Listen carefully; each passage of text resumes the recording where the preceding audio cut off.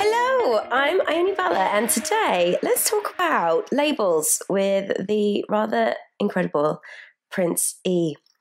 I worked with Prince on this video, which was how I was introduced to him, and was pretty blown away by the whole thing.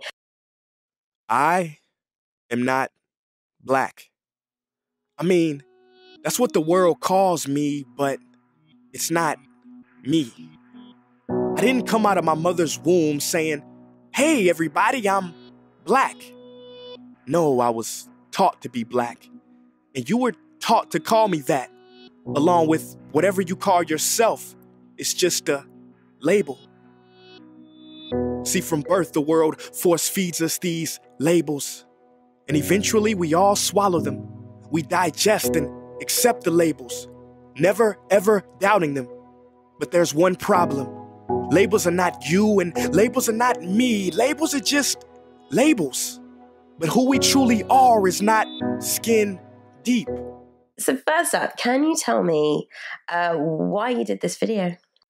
I did the video because, well, all of my topics I think are of the utmost importance. This one in particular, I believe, is very important because labels are walls that we have created that have been placed upon us, and they really divide us. I think they are the foundation of all division that we find throughout the world. It's really the labels, and we have to kind of start there if we want to create any type of peaceful society, if that's what we want to do. If we want to, continue to fight for the next tens of thousands of years, then we can do that. But if we want to create harmony and unity, then we have to look deeply at the labels that we call ourselves and others and see how, if and how they separate us. I agree a lot with this, and had asked you, so, does that mean that you can't say that somebody is black? Does that mean that you can't say that? Because that was my confusion. If there's no labels, how do you label something? Mm-hmm. What's your answer to that? Yeah, no, I get it. I get it. I think the issue is not necessarily the words, because we have to communicate. We have to use language. However, it's the attachment, the clinging on to the labels, the identifying as the labels that is destructive. That we fight, we fight for the labels. We die for the labels. We kill for the labels. This is really what causes the problems. It's not the labels themselves, but our very strong attachments to them. And I invited people to find out who they are. Who is the label attached to? Who's inside? Who is that has the label? And that is not a label, but we have to find out who or what that is. And once we do, then we become free of labels and free from labeling ourselves and labeling of others. Once we not only know that intellectually, but know it from a heart space. Mm-hmm. There was a really interesting book I read called Blink by Malcolm Gladwell, and it's a lot about sort of first impressions and subconscious judgments and things that we make on ourselves and other people. And I'm totally going to butcher this because I read it a long time ago and I can't remember what it was exactly. There was a study where he would flash cards of like a black and a white person and a gun and a knife or something. And basically most people of all races associated black people with the violent weapons, and even black people themselves. And so there's a subconscious thing there where, like, through sort of centuries of conditioning and years of conditioning, like how do people, I don't think I'm a racist, but I probably would do that same thing in that test. When it's that ingrained subconsciously, how do people start to shift that? Right. Question everything. We have to do the research. Yeah, you're right. It is ingrained. It's ingrained. It's inherited. Even when, you've got Michelangelo being commissioned to paint pictures of Jesus, which has become the iconic figure of Jesus. based off of his family. Michelangelo's family. Michelangelo, European, blue-eyed, Jesus, which is kind of, I think, subconsciously put Europeans closer to God. I mean, we all want God to look like us, So and that definitely had an impact historically on, I think, a superiority being attributed to a certain color. Even in the language, it's just to be blackballed, to be blackmailed. It's these things are kind of associated with negative things. It was a child's. It was a study with children, the doll study, the famous, very well known doll study in which kids, very young toddlers, are given a set of white, they're given a white doll and a black doll, and they're asked which one is more beautiful. The only thing different is the skin color. And both the white children and the black children say that the white doll is more beautiful. The black doll is ugly. So these things are socially conditioned, culturally conditioned throughout the years. And so we have to just stop and question some of the most subtle assumptions, our most subtle emotions. Why do I feel this way towards this person? Where does it come from? Why when I hear a word, why does it trigger emotions? And just step back and get into a space of objectivity about it and figure it out. Because that's the first step, is being aware of it, not being a victim of this conditioning, but being aware. And that's how we get past it. That's how we stop racism and sexism, with this generation. When we stop, so we can teach this to our children, and they don't have to deal with the same baggage that we did. Very well put. How have you found the video to have been received so far? Yeah, I mean, it definitely got a huge reception. 20 million views in the first week. I mean, that's not bad. That's pretty good. Yeah, it's not bad. It's pretty good. But you think about how many sort of network shows have their premieres. So they get 8 million people tuning in to watch, and that's a big deal. Yeah. Yours got 20. Yeah. It's not bad. Not bad, especially on the topic like this. A topic, telling people that they are not what they have been told, and they should question it. These are tough issues. So these are controversial issues, but to get that many views and that many shares, it means that people are waking up. People are receptive to new ideas, and we want to evolve out of the old ways that are keeping us stuck in the mud. So it's beautiful to see. I can only be that vessel and continue to create content, shareable content that makes people think. And yeah, it's making people think. I've gotten a lot of messages. I've read the comments, and it's doing just that. It's starting a conversation, and that's the seed that I want to plant. That's it. How do you find towing the line between talking about something controversial, something that people will react to? Is there any, in the creative process, is there ever a filter where you're this will stress somebody out, or this is, I can't go that far because it will alienate this? Is that ever an element, or do you just go with what you truly feel and then just sort of let go of what anyone's reaction, not care about, not really not care, but not worry about the outcome? Yeah. I mean, all of my pieces are really about one thing, and that's love. Everything. So, people are gonna feel what they feel. I can't really be. I definitely try to skillfully weave things into my pieces that allow the listeners to be open.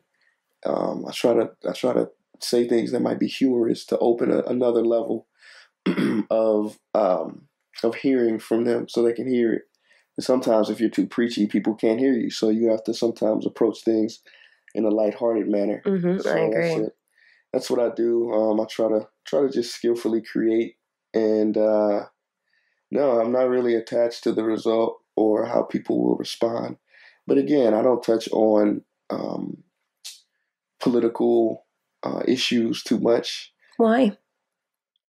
I mean, everything is political to an extent, but I touch on issues that are people centered. You don't think politics is? Well, I believe that politics is important, but people operate politics. Right. So a flawed, a corrupt political system is not the problem. The problem is that's a byproduct of the problem. The problem is us. We're the root. So you change us, you change politics, you change the world. It starts inside in the heart. I always say that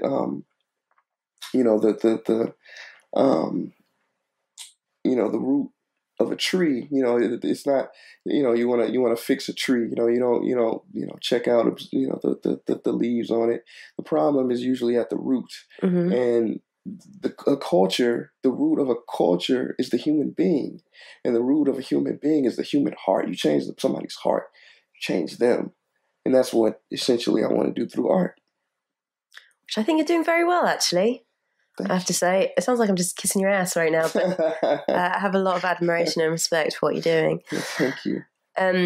Have you, for anybody that's watched Labels and it triggered some kind of just epiphany for them, or it sort of shifted their perspective on how they see themselves, what type of things, what like further reading or listening or stuff would you recommend? Right. Good question. There's a book by this guy. It's actually an audiobook, Robert Anton Wilson. Old Bob Explains Everything. That's a good one where he touches on, he touches on everything, like the title conveys. He touches on linguistic relativity, which is a concept in anthropology, where just it explains just how strong language creates and shapes reality, right? Which is very important to really understand. Thought leaders and philosophers like J. Krishnamurti, spiritual teachers like Mooji. It's really just about finding out what you're not, and then being left with what you are. So I just invite everybody to just find out who you are. Find out what is it that's asking that question. If we aren't the mind, if we're not the body, then what's left? And this isn't something that you figure out immediately. It might take some time. Don't get discouraged. And you realize it's nothing you can figure out. It's something that you are. It's a feeling. There's no answer to the question, but it's a feeling. It's a realization that you come to. So there's a lot of books, ancient texts like the Bhagavad Gita, many Buddhist texts that really get you to understand the mind and what you're not, and you lessen your attachments to these things so that you can become free, because it's all about becoming free. We can't live in a free society if we're not free. We can't live in a peaceful society if we can't deal with anger in ourselves. Everything, the world is a reflection of the internal. So it's after all the texts are read, after all the practices are practiced, it's about finding that within you, period. Yeah, I think from a lot of readings of stuff that I sort of came to observe the mind and what it was doing, and the way that I was reacting to things, external things, and how I'd react.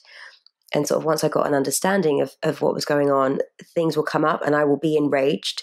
And rather than just act out in rage, it's now more of a acknowledging where that's come from and why I'm feeling that. And I've sort of been living in that space for a little while, and it's a lot less stressful. Like I definitely get overcome with it sometimes. But I was speaking to an actor friend recently, and we were just talking about like our personalities and stuff. And he was saying how he's very he's very hot tempered and like emotional, and he reacts out. And I said, you need to control your emotions. And he said, how can you control your emotions? And it immediately put me that's kind of where a lot of people sit, in that they feel like emotions just happen. And it's not just something that happens to you. It's external things happen, and it's how you deal with it that creates everything else. You can have somebody walk up to you and punch you in the face, and you could be enraged and get in a massive fight, or you can take a step back, or you can walk away, or you can do 1,000 other things. But yeah, we're very in that space. True. Yeah, it's they call it the wedge of awareness. You kind of just that awareness of how you're feeling. It creates space. You're no longer. I mean, even with the most powerful emotions that we feel, and we're gonna feel them. Emotions are natural, just natural. And that's the thing. You can't fight them. You have to sort of let them be too. Yeah, exactly. You have to let them pass. You have to let them pass, and you can't. I mean, all violence is a manifestation of grief. It's believing that you are these things. You are these. It's so close to you, and we can't get space to step away from them and watch them. We become it. We become angry. We're not people experiencing anger. And to be a person experiencing anger is different than being an angry person. And just that, it sounds like a semantic game, but it's true. When you just develop that space from things, you become free of them. You know that they're going to come and they're going to go, instead of they're going to just be here forever. Same with anger, sadness, all of these emotions that we feel them. We aren't them, we feel them, we experience them. So to know that is freedom. That is a good point. And we've spoken about that before, how it's how you speak to kids and how you speak to people. If you have a child that's like misbehaving, the child's not a bad child. You don't, it's not good to say to a child, you're a bad child. It's you're behaving badly. Your behavior is being bad. They're not bad. And I think that a lot of the time, it's sort of come from being told these things and then believing that we are those things. It's like, no, you've behaved in that way. You're not an angry person. You're not a mean person. Yeah. Why do you do what you do? What sort of made you go down this path? Good question. There's nothing I really. Well, I just don't think I could not be doing this. It's really a part of me, and it's not like I'm even doing anything. I enjoy it, and I've become kind of one with it. It's amazing to have to do what you are, if that makes any sense. To do what you are. I think I would love for more people in the world to do what they are. Yeah. I think we live in an awesome world if people live their passions, because when you're passionate about something, you're gonna exceed, you're gonna excel. Like it's not gonna be like you're even trying. It's just who you are. You can't not do it.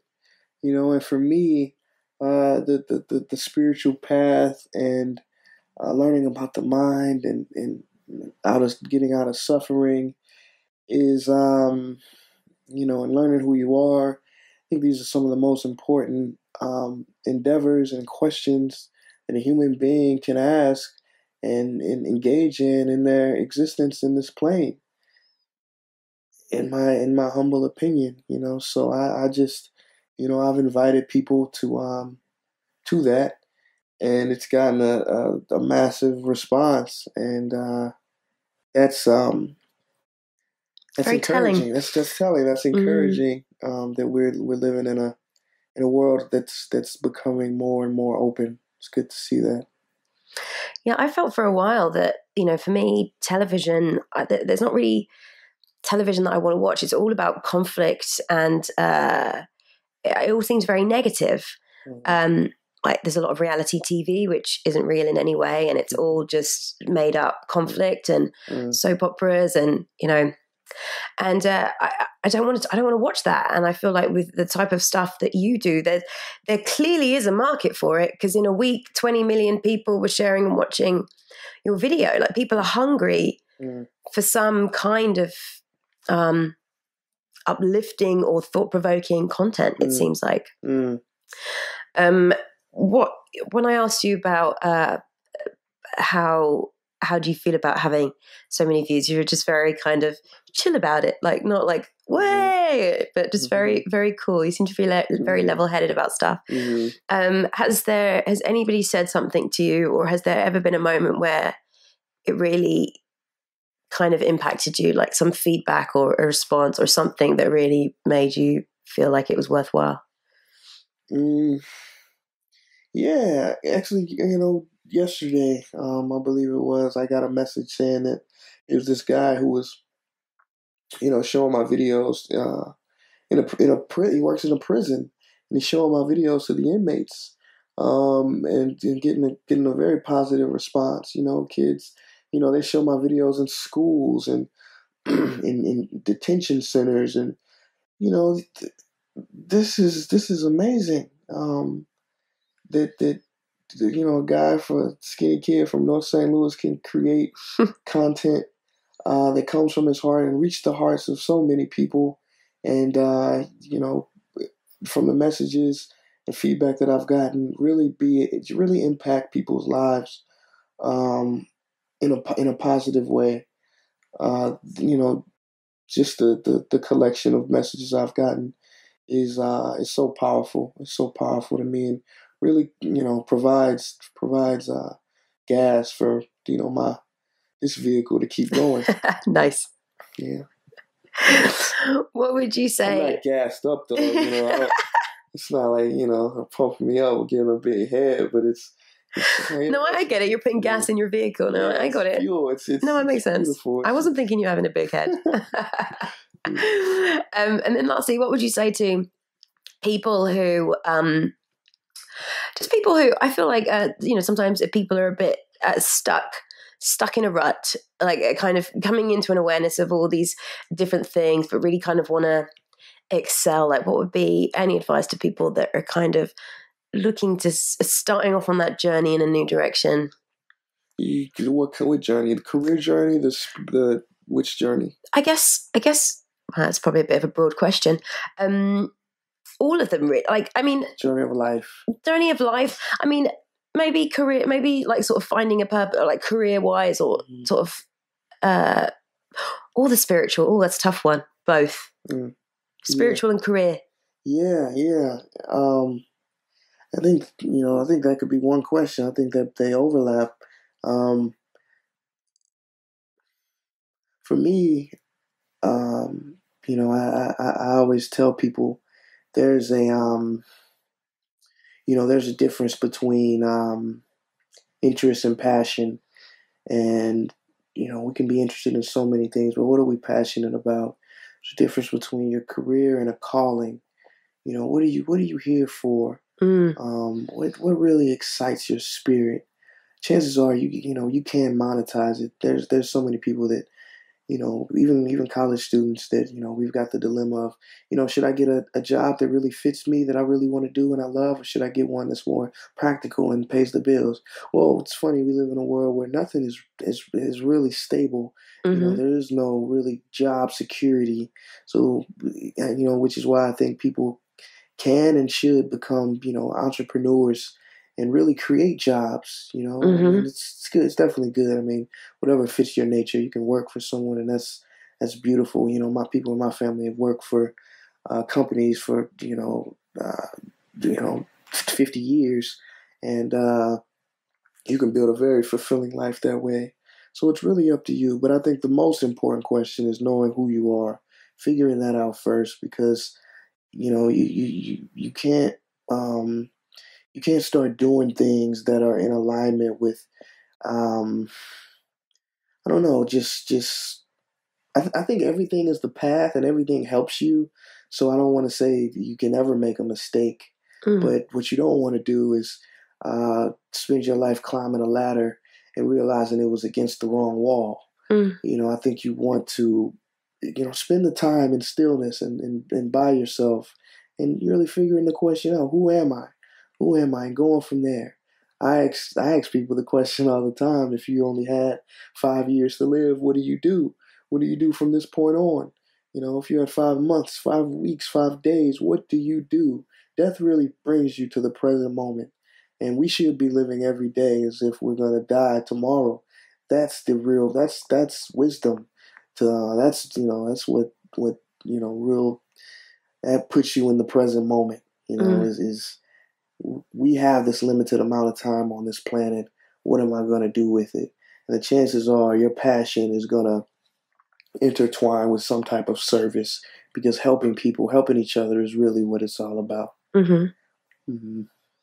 I love it. I was speaking to a film producer recently who was talking about a new company that he's working for, and it has a very high profit margin, and he was talking about it was all very financial, and it sounded like it was just very, very business. And I asked what his passion project was, and he said, I don't have one. Passion projects don't make money. They're just basically it's like a waste of time, and they don't make money. And it really resonated with me, because I just thought that's it's an interesting belief, because it's definitely not true. Right. Right. I think it's I don't know whether it's hard. I don't know whether it's harder, but it's definitely not true. You can be doing what you want. Yeah, we play it. It's the condition. I mean, and it's not his fault. He's just gone through experiences that have led him in that safe play, that direction. But like you said, he is wrong. It is incorrect, and I live my life like that. I don't think that there are anything that we can't do. It's so many advancements that have come out of the human mind, the human ingenuity. Merely over the past 6,000 years, the past 100 years, we've done remarkable things. So paradigm shifts can happen tomorrow. Do we have the courage to be that catalyst? See, most people are just afraid.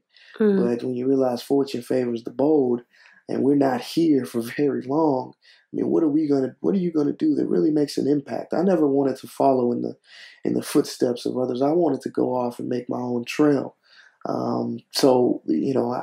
It just, for me, a life worth living is one that you are creating your most authentic self. I have an explorer spirit, so I want to do things that have never been done before, change people. I have very, some people would say, unrealistic, goals, but oftentimes realism is an excuse for pessimism. So yeah, I don't think there's anything we can't do if we really put our time and energy into studying the craft and studying ourselves. We can do anything. I agree.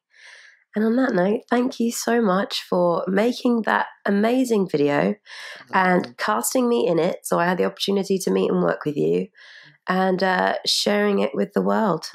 Yeah. Well, wow. Thank you. I really am. I was honored that you would be a part of it. I think it definitely is one of my favorite projects of all time. I definitely couldn't have done it without you, and everybody that was a part of that. We just came together and got it done. It's a historic piece, and thank you for being a part of it. Thank you for having me on your show, and I very much value what you're doing. I appreciate what you're doing. It's necessary to start these conversations, to be a part of these types of projects, because it does have an impact. And so thank you. It's very admirable what you're doing too, Iami.